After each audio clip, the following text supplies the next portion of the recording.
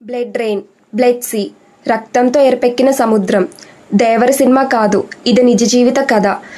దేవర సినిమాలో ఎన్టీఆర్ శత్రువులను మట్టుబెట్టడంతో రక్తంతో ఎరుపెక్కిన సముద్రం ఈ డైలాగ్తో ఎన్టీఆర్ ఎలివేషన్ పీక్స్కు చేరింది.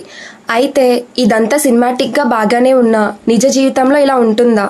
సముద్రం ఎరుపెక్కడం ఏంటి అనే ఆలోచన అయితే ఒక్కసారైనా వస్తుంది.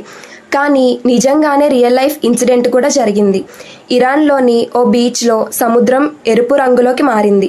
భయానక ఆశ్చర్యకరమైన దృశ్యాలతో ప్రజలను భయపెడుతుంది. భూమి మునిగిపోయే సమయం సమీపించిందని, అందుకే ఇలాంటి తీవ్రమైన వాతావరణాలు ఏర్పడుతున్నాయని కొందరు తమ అభిప్రాయాలను వ్యక్తం చేస్తున్నారు.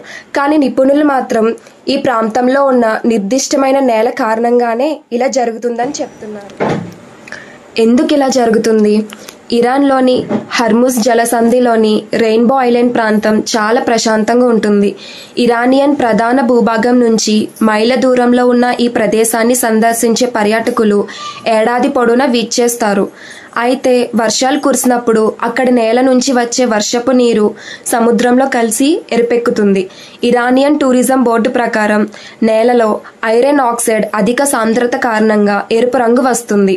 నేలలోని ఖనిజాలు సముద్రపు నీటితో మరింత కలిసిపోవడం వల్ల బీచ్లో ప్రత్యేకమైన ఎర్రటి మెరుపుకు దారితీస్తుంది. వర్షాకాలం కాకుండా సాధారణ రోజుల్లో తీరం వెంబడి నడుస్తున్నప్పుడు లోహ సమ్మేళనాలతో ఇసుక మెరుస్తుంది. ముఖ్యంగా సూర్యాస్తమయం లేదా సూర్యోదయం సమయంలో మంత్రముగ్ధులను చేస్తుంది. నేల విలువైనదా? ఈ ఎరుపు రంగు జలాక్ మట్టిని వివిధ పరిశ్రమాల్లో ఉపయోగిస్తారు. దీనిని పారిశ్రామిక ప్రయోజనాల కోసం సౌందర్య సాధనాలు, రంగులు వేయడం, సిరామిక్స్, గాజు తయారీలో వినియోగిస్తారు. అంతేకాదు స్థానిక వంటకాలలో ప్రధానంగా జామ్లు, సాస్లను తయారు చేయడానికి ఈ మట్టిని ఉపయోగిస్తారని తెలుస్తుంది. కాగా ఈ ఎర్రటి తినదగిన నేల 70 రంగురంగుల ఖనిజాలను కలిగి ఉందని చెప్తున్నారు నిపుణులు.